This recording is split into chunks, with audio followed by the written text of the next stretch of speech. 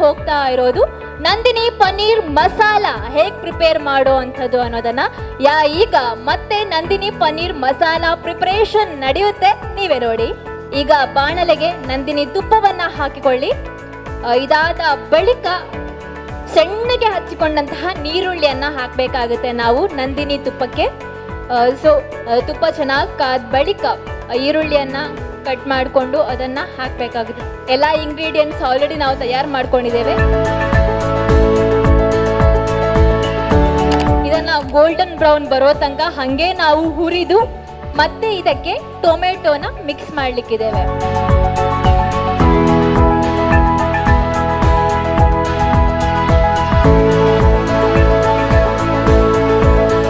ನೀರುಳ್ಳಿ ಫ್ರೈ ಆಗ್ತಾ ಬಂದ ಹಾಗೆ ನಾವು ಸಣ್ಣಗೆ ಹಚ್ಚಿಕೊಂಡಂತಹ ಟೊಮೆಟೊನ ಹಾಕಬೇಕಾಗುತ್ತೆ. ಹಾಗೆ ಬಾಡಿಸ್ತಾ ಅದು ಗೋಲ್ಡನ್ ಬ್ರೌನ್ ಬರೋ ತನಕ ಅದನ್ನು ನಾವು ಬಾಡಿಸ್ಬೇಕಾಗುತ್ತೆ.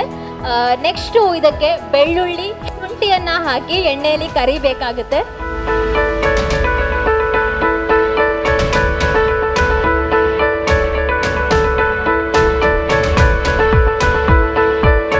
ಬೇಬಿ ಕ್ಯಾಶು ಇವುಗಳನ್ನೆಲ್ಲ ಒಟ್ಟಿಗೆ ಹಾಕಿಕೊಂಡು ಚೆನ್ನಾಗಿ ಹುರಿದು ನೆಕ್ಸ್ಟ್ ಸರ್ ಇವಾಗ ನೀವು ಹಾಕಿದೇನು ಗ್ರೇವಿ?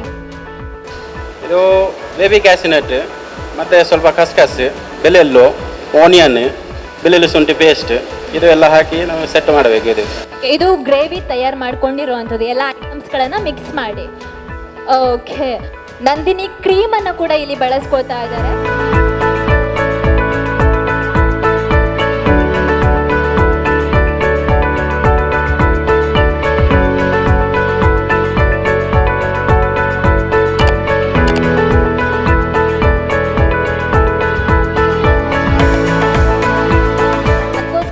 ಒಂದು ಕಿಚನ್ ಕಿಂಗ್ ಅನ್ನ ಯೂಸ್ ಮಾಡ್ಕೊಳ್ತಾ ಇದ್ದಾರೆ.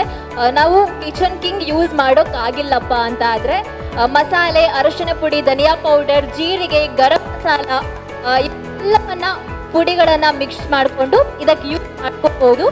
ಇದು ನಂದಿನಿ ಮಸಾಲ ಗ್ರೇವಿ ಇದನ್ನ ತಯಾರು ಮಾಡುವಂತಹ ಒಂದು ಪ್ರೋಸೆಸ್ ಅಂತ ಹೇಳ್ಬೋದು. ಆ್ಯಂಡ್ ಒಂದು ಕಡೆಯಲ್ಲಿ ಕಾದ ಎಣ್ಣೆಯಲ್ಲಿ ನಂದಿನಿ ಪನ್ನೀರನ್ನು ಕೂಡ ಹಾಗೆ ಫ್ರೈ ಮಾಡ್ತಾ ಇದ್ದಾರೆ.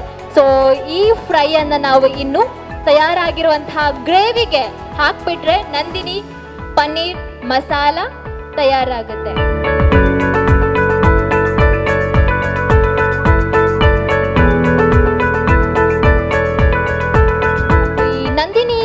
ನಂದಿನಿ ಪನ್ನೀರ್ ಮಂಚೂರಿ ಆಗಿರ್ಬೋದು, ನಂದಿನಿ ಪನ್ನೀರ್ ಪೆಪ್ಪರ್ ಆಗಿರ್ಬೋದು, ನಂದಿನಿ ಪನ್ನೀರ್ ಮಸಾಲ ಆಗಿರ್ಬೋದು, ಮೂರು ಕೂಡ ಒಂದಕ್ಕೊಂದು ಭಿನ್ನ ರುಚಿಯನ್ನ ಕೊಡುವಂಥದ್ದು.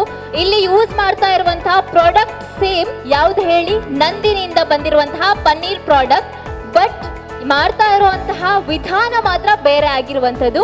ಬಹುಶಃ ಈ ವೇದಿಕೆಯಲ್ಲಿ ಆನ್ ಸ್ಪಾಟ್ ನಿಮ್ಮದೇ ಮಾಡ್ತಾ ಇದ್ದಾರೆ.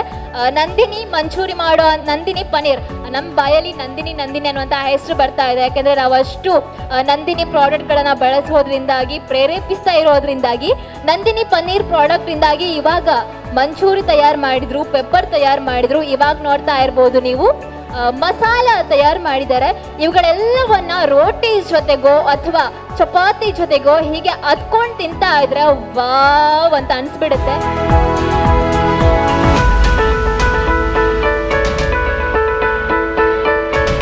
ಇವತ್ತು 3 ರೀತಿಯ ರೆಸಿಪಿಗಳನ್ನ ಈ ನಮ್ಮ ನಂದಿನಿ ಪ್ರಾಡಕ್ಟ್ ಇಂದ ಬರ್ತಾ ಇರುವಂತಹ ಕುಕ್ಕರಿ ಶೋನಲ್ಲಿ ಮಾಡಿ ತೋರಿಸಿದ್ದಾರೆ. ನಿಜವಾಗ್ಲೂ ನಾವು ಹೋಟೆಲ್ ಹರಿಪ್ರಸಾದ್ ಅವರಿಗೂ ಥ್ಯಾಂಕ್ ಯು ಸೋ ಮಚ್ ಅಂತ ಹೇಳಲೇಬೇಕು. ಈ ಪನ್ನೀರಲ್ಲಿ ನಾವು 50ಕ್ಕೂ ಮಿಕ್ಕಿ ಐಟಮ್ಸ್ ಗಳನ್ನ ಅಂತೆ. ಹಾಗಾಗಿ ತಡ ಯಾಕಲ್ವಾ, ನಂದಿನಿ ಪನ್ನೀರನ್ನ ಖರೀದಿ ಮಾಡಿಕೊಂಡು ನಂದಿನಿ ಪನ್ನೀರಿಂದ ಈ 50 ಇನ್ನೂ ಬೇಕಾದ್ರೆ ಇನ್ವೆಂಟ್ ಮಾಡಿಕೊಂಡು ಹೊಸ ಐಟಮ್ಗಳನ್ನು ನಾವು ತಯಾರು ಮಾಡ್ಕೊಂಡು ಬರೋಣ. ಎಲ್ರಿಗೂ ಧನ್ಯವಾದಗಳು. ನಂದಿನಿ ಪ್ರಾಡಕ್ಟ್ ಆಗಿರ್ಬೋದು, ಅದೇ ರೀತಿ ಹೋಟೆಲ್ ಹರಿಪ್ರಸಾದ್ ಅವರಿಗೂ ಕೂಡ ಧನ್ಯವಾದಗಳು ಅಂತ ಹೇಳ್ತಾ ಇದ್ದೇವೆ.